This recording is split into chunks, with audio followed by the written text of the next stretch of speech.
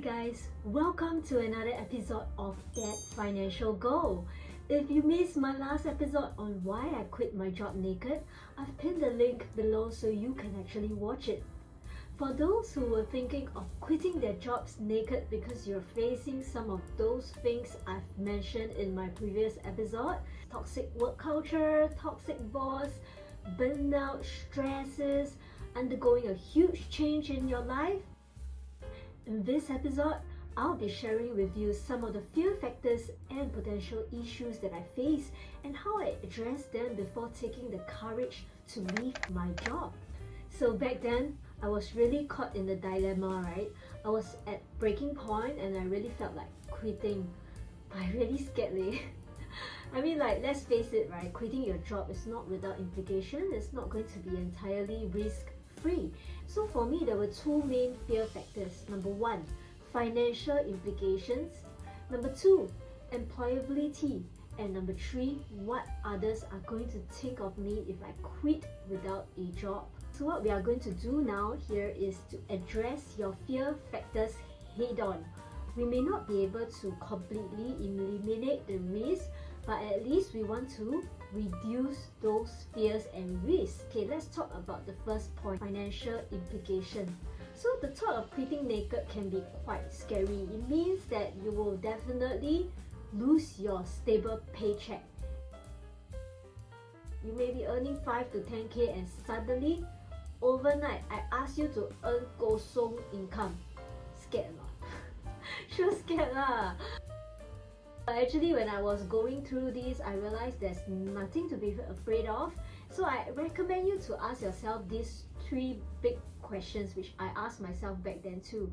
So number one, very simple, cash flow, right? How much are your monthly expenses? If you don't know, please go and list them out. Break it down, right? Utility bills, rental, your insurances, transportation. Are you paying for subscription fees like Spotify, iCloud? Your Wi-Fi, your meals, your allowances for your parents, if you are paying a car, how much loan, etc, etc. Okay, so let's just say in a ballpark figure, it adds up to $2,500. Okay, at least you know that's your monthly expenses. Number two, how long do you intend to be unemployed for? I think this is a very important question, right? If you're planning to quit without a job to do something different or just simply take a break, set yourself a timeline. Okay, in this way, you'll be able to take stocks on how things are progressing. Let's say you wanted to be an entrepreneur, at least you know you give yourself a timeline. Because if things did not work out as planned, you may want to consider heading back to the workforce. So say you decided to take a 6 months break, just like me in my case.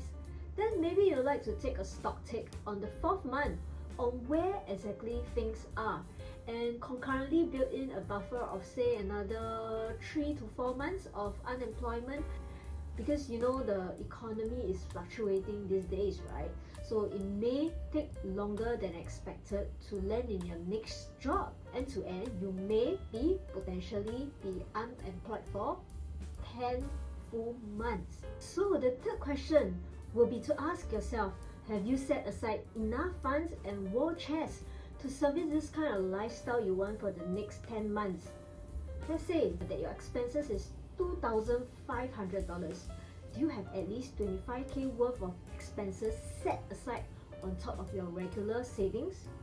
If you really want to be kiasu, you can even consider taking your entire savings and divide it by your expected monthly expenses of 2.5k. You will then be able to compute how many months your savings can tide you through for. For instance, if you have, I don't know, maybe say $120,000 in your bank account, so with $2,500 of monthly expenses, you know that if you're not earning a single cent and assuming no huge expenses and medical burdens, right, your savings can actually let you survive for 48 months, which is about 4 years. If you have enough money but you don't want to touch it, then you gotta ask yourself, do you have a side hustle? Or are you willing to take on a side gig to do some part-time jobs just to cover your expenses so that you don't have to touch a single cent of your savings. So what's my point here, guys? You need to satisfy and convince yourself that you won't really die if you quit your job overnight. If your expenses are well taken care of by your savings or buffered against some gig or part-time earnings, this financial implication will be well mitigated. It turns out to be not that scary really, because you know you won't become bankrupt overnight. Point 2. Fear of unemployability. You know, the funny thing about human is that I have saved a lot of money in my bank account, okay? But they are not happy with their job, but they still cannot quit their job even though they have some funds in their bank account. You know why? Because they know that the amount in the bank is not enough to retire. And number 2, the fear of being able to be employed again if they just quit without thinking, right? I think this fear is pretty valid. The degree of fear actually increases with age. I mean, let's admit it, eventually we'll reach a stage where our pay may be pretty high due to our seniority and accumulated experience, but at the same time, we are also constantly aging, and because of these two factors, our employability, if we just quit like this, may decrease, because the company will say, hey, I can just hire someone younger to do the same exact job as you, and perhaps even with a much lower pay, right? And the young ones are always like filled with enthusiasm and more energetic. So for me, the fear of employability was quite scary because I'm not like super young, but I thought like the good thing was I did not have commitments like kids and all. I have a mortgage to pay, but thankfully that is covered by rent. And then I realized that there's really no better time than now. Now was the time to act back then, and I asked myself, why do I have to fear that nobody's going to employ me just because I took a 6 months career break? I mean, it's not a crime, right? It's not like I went on a 3 years career break, laze around, do nothing and just let time fly by. There are many employees that actually goes on sabbatical leave. I'm sure you have heard of this before. So taking a career break is more common than we think. What's the worst thing that can happen, right? I'll just take it as I explored, I took the time off, I failed, right? The worst that can happen is I just go back to my old job scope in a different company or do something related within the industry, or perhaps I may have to take a pay cut, or I may just end up working in a job that I really like even though with a much lower pay. So at the end of the day, guys, my message is 你不会死, okay? You won't die just by taking a 6 months career break. My strong advice for you is to keep yourself continuously skilled and updated within the industry. During your career break, consider like upskilling, using your skills future if you haven't used it at all, and be updated with the latest news and continue to be in contact with your peers and your seniors, your ex-colleagues, your bosses. Why I say this, okay? You may have wanted to be an entrepreneur, just switch industry overnight. But if things doesn't work out and you decided to head back, at least being connected with your peers kind of like leave you an open door of opportunity to return to your industry.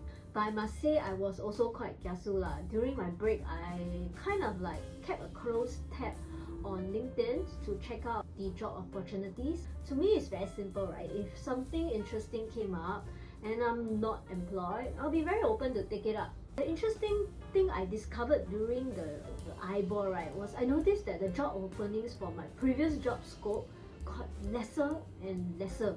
Meaning to say, I realized that the economy may not be doing so well, it's softening. So guys, if you plan to take a break, not permanent break, it's good to stay alert on what's happening in the job market and industry. Let's talk about point 3, fear of what others might think, okay? At the point of time, I managed to satisfy point 1 and point 2, but somehow I still don't have the guts to quit. The fear of doing something like this felt like it's against societal norms. There's a lot of social stigma that it is like wrong to quit without a job. I think it's just like the fear of opportunity cost, the fear of what others might think of me and the fear of being looked down upon for being jobless, and also like I'm quite scared of what my parents will think lah. If this kind of thought scares you, I would like to leave with you a very unpopular career advice which I told myself, and that it is okay to quit a job without a job. It's okay to quit a job that is not right for you. It's okay to take a career break if it's affecting your mental health, and it's okay to figure it out as you go along. I wish someone told me that.